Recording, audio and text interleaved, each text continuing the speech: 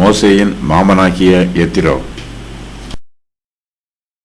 அதிகாரம் 18.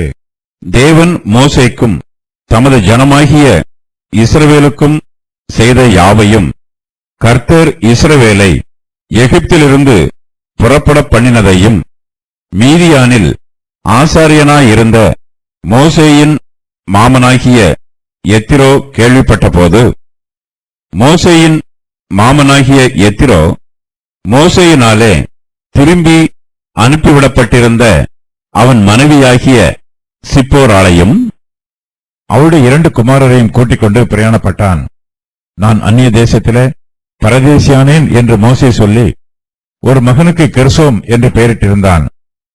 என் பிதாவின் தேவன் எனக்கு துணை நின்று பார்வோனின் பட்டயத்துக்கு என்னை தப்புவித்தார் என்று சொல்லி மற்றவனுக்கு எலியேசர் என்று பெயரிட்டிருந்தான்.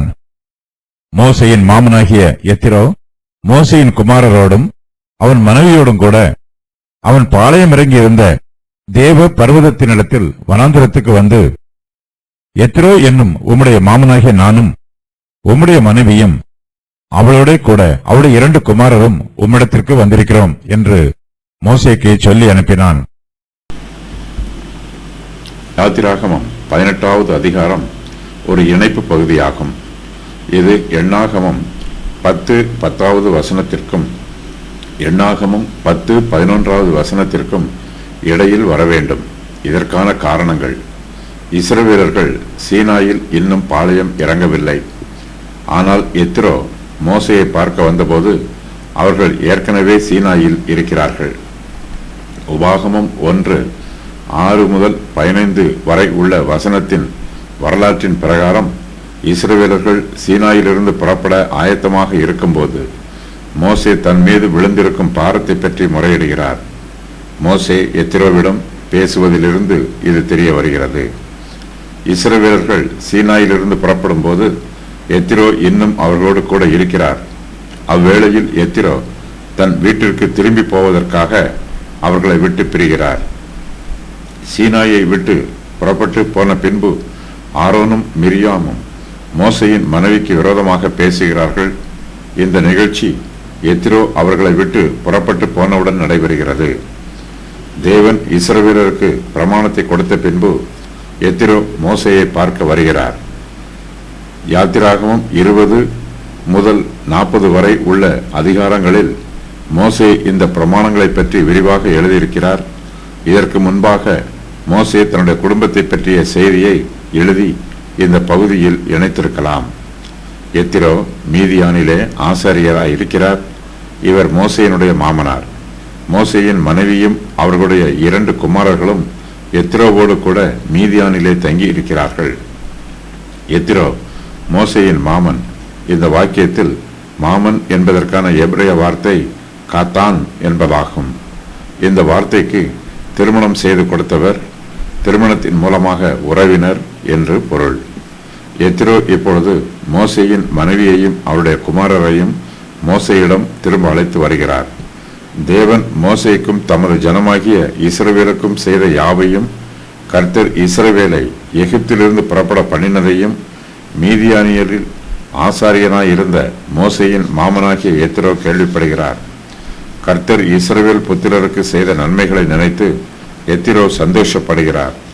மோசேயையும் இஸ்ரவேல் புத்திரரையும் விசாரிப்பதற்காகவும் அவர்களுடைய சுக செய்திகளை அறிந்து கொள்வதற்காகவும் இஸ்ரவேல் புத்திரரோடு கர்த்தருக்குள் சந்தோஷமாய் மகிழ்ந்து களி கூறுவதற்காகவும் எத்திரோ மோசேயை பார்க்க வருகிறார். மோசேயின் மனைவியை பற்றி இங்கு சொல்லும்போது அவள் மோசேயினாலே திரும்பி அனுப்பிவிடப்பட்டிருந்த அவன் மனைவியாகிய சிப்போராள் என்று சொல்லப்பட்டிருக்கிறது. மோசே தன் மனைவியை ஏன் திருப்பி அனுப்பிவிட்டார் என்று தெரியவில்லை. எகிப்தில் தான் சந்திக்க வேண்டிய ஆபத்திலிருந்து தன் குடும்பத்தை பாதுகாப்பதற்காகவோ அல்லது தன் மனைவி தன்னுடைய ஊழியத்திற்கு இடையூறாக இருப்பாள் என்று மோசே நினைத்ததாலோ ஏதோ ஒரு காரணத்திற்காக மோசே தன் மனைவியை தன் மாமனாகிய எத்திரோவிடம் திரும்ப அனுப்பிவிட்டார். இஸ்ரவேல் ஜனத்தாரை விடுவித்த பின்பு தன் மனைவியோடு சேர்ந்து வாழலாம் என்று மோசே நினைத்திருக்கலாம். எத்திரோ மீதியான் தேசத்தை சேர்ந்தவர். அவர் இஸ்ரவேலின் காணியாட்சிக்கு புறம்பானவர். எத்திரோவுக்கு வாக்குத்தத்த தேசமாகிய கானானிலே பங்கு இல்லை. கானான் தேசத்தில் எத்திரோவுக்கு சுதந்திரம் இல்லாவிட்டாலும் கர்த்தர் இஸ்ரவேலுக்காக செய்த நன்மைகளை நினைத்து எத்திரோவும் சந்தோஷப்படுகிறார். எத்திரோ இஸ்ரவேல் ஜனத்தார் மீது அன்பாயும் இஸ்ரவேலின் தேவனாகிய கர்த்தர் மீது பக்தி உள்ளவராயும் இருக்கிறார். கர்த்தர் இஸ்ரவேல் புத்திரரை தம்முடைய பலத்த புயத்தினால் எகிப்தின் அடிமைத்தனத்திலிருந்து மீட்டுக் கொண்டார். எத்திரோ கர்த்தருடைய மகத்துவமான கிரியைகளை கேள்விப்பட்டு சந்தோஷப்படுகிறார். எத்திரோ மோசையை பார்க்க வரும்போது மோசையின் மனைவியையும் அவர்களுடைய 2 குமாரர்களையும் தன்னோடு அழைத்துக் கொண்டு வருகிறார். மோசே அவர்களை தன் மாமனாருடைய வீட்டிற்கு ஏற்கனவே அனுப்பி வைத்திருக்கிறார். மகளும் பேரப்பிள்ளைகளும் தன்னோடு கூட இருப்பது எத்திரோவுக்கு சந்தோஷமாக இருக்கும். ஆனாலும் அவர்கள் மோசையோடு கூட இருப்பதுதான் முறையானது. எத்திரோ மோசேயையும் மோசையின் மனைவியாகிய சிப்போராளையும் பிரித்து வைக்க விரும்பவில்லை. அவர்கள் எல்லோரும் குடும்பமாக இணைந்து சேர்ந்திருக்க வேண்டும் என்று விரும்புகிறார். கணவனையும் மனைவியையும் நீண்ட நாட்களுக்கு பிரித்து வைப்பது நல்லதல்ல. அதுபோலவே பெற்றோரையும் அவர்களுடைய பிள்ளைகளையும் நீண்ட நாட்களுக்கு பிரித்து வைக்கக்கூடாது. மோசே இஸ்ரவேல் புத்திரருக்கு தலைவராய் இருக்கிறார். அவர் கர்த்தருடைய நாமத்தினால் இஸ்ரவேல் ஜனத்தாரை ஆளுகை செய்கிறார். இஸ்ரவேலுக்கு அதிபதியாய் இருக்கிற மோசே ஜனங்களுக்கு முன்பாக நல்ல எடுத்துக்காட்டாக ஜீவிக்க வேண்டும். மோசே தன்னுடைய குடும்பத்தை நன்றாய் நடத்த வேண்டும். கண்காணிப்பை விரும்புகிறவன் தன் சொந்த குடும்பத்தை நன்றாய் நடத்துகிறவனும் தன் பிள்ளைகளை சகல நல்லொழுக்கம் உள்ளவர்களாக கீழ்ப்படிய பண்ணுகிறவனுமாய் இருக்க வேண்டும். ஒருவன் தன் சொந்த குடும்பத்தை நடத்த அறியாதிருந்தால் தேவனுடைய சபையை எப்படி விசாரிப்பான்? 1 தீமோத்தேயு 3:4-5. மோசே இப்போது இஸ்ரவேல் புத்திரரை கானான் தேசத்திற்கு வழிநடத்தி கொண்டு போகிறார். அவருக்கு அதிகமான பொறுப்புகள் கொடுக்கப்பட்டிருக்கிறது.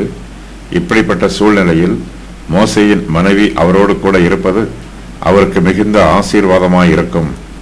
சிப்போராள் மோசேக்கு பல விஷயங்களிலும் உதவியாயிருப்பாள். அவள் மோசேயின் பாரத்தை பகிர்ந்து கொள்வாள். மோசேக்கும் சிப்போராளுக்கும் 2 குமாரர்கள் இருக்கிறார்கள். மூத்த குமாரனுக்கு கெர்சோம் என்று பெயர். இந்த பெயருக்கு பரதேசி என்று பொருள். மோசேயின் 2வது குமாரனுக்கு எலியேசர் என்று பெயர். இந்த பெயருக்கு தேவன் எனக்கு துணை என்று பொருள். நான் அந்நிய தேசத்திலே பரதேசியானேன் என்று மோசே சொல்லி ஒரு மகனுக்கு கெர்சோம் என்று பெயரிட்டிருந்தார். என் பிதாவின் தேவன் எனக்கு துணை நின்று பார்வோனின் பட்டயத்துக்கு என்னை தப்புவித்தார் என்று சொல்லி மோசே மற்றவனுக்கு எலியேசர் என்று பெயரிட்டிருந்தார். கெர்சோம் என்னும் பெயருக்கு பரதேசி என்று பொருள். எலியேசர் என்னும் பெயருக்கு தேவன் எனக்கு துணை நிற்கிறவர் என்று பொருள். வேதாகமத்தில் மேலும் 10 பேருக்கு எலியேசர் என்னும் பெயர் கொடுக்கப்பட்டிருக்கிறது. இவர்களில் ஆபிரகாமின் வேலைக்காரனாகிய எலியேசர் மிகவும் முக்கியமானவன். மோசேயின் மாமனாகிய எத்திரோ மோசேயினாலே திரும்பி அனுப்பிவிடப்பட்டிருந்த மோசேயின் மனைவியாகிய சிப்போராளையும் அவளுடைய 2 குமாரரையும் கூட்டிக் கொண்டு பிரயாணப்படுகிறார். மோசேயின் மாமனாகிய எத்திரோ மோசேயின் குடும்பத்தாரும் மோசேயின் மனைவியோடும் கூட மோசே பாளையம் இறங்கியிருந்த தேவ பர்வதத்தினிடத்தில் வனாந்திரத்திற்கு வருகிறார். அவன் பாளையம் இறங்கியிருந்த தேவ பர்வதம் என்று இந்த வசனத்தில் சொல்லப்பட்டிருக்கிறது. யாத்திராகமம் 18வது அதிகாரம் ஒரு இணைப்பு பகுதி என்பதை இது விளக்குகிறது. இஸ்ரவேல் புத்திரர் ஏற்கனவே சீனாயில் பாளையம் இறங்கி இருக்கிறார்கள். ரெவித்தீமை விட்டு புறப்படும் வரையிலும் அவர்களால் சீனாயில் பாளையம் இறங்கி இருக்க முடியாது. எத்திரோ நற்குணம் உள்ளவர். பரிசுத்த வேதாகமத்தில் எத்திரோவின் நல்ல சுபாவத்தை பற்றி பல வசனங்களில் சொல்லப்பட்டிருக்கிறது.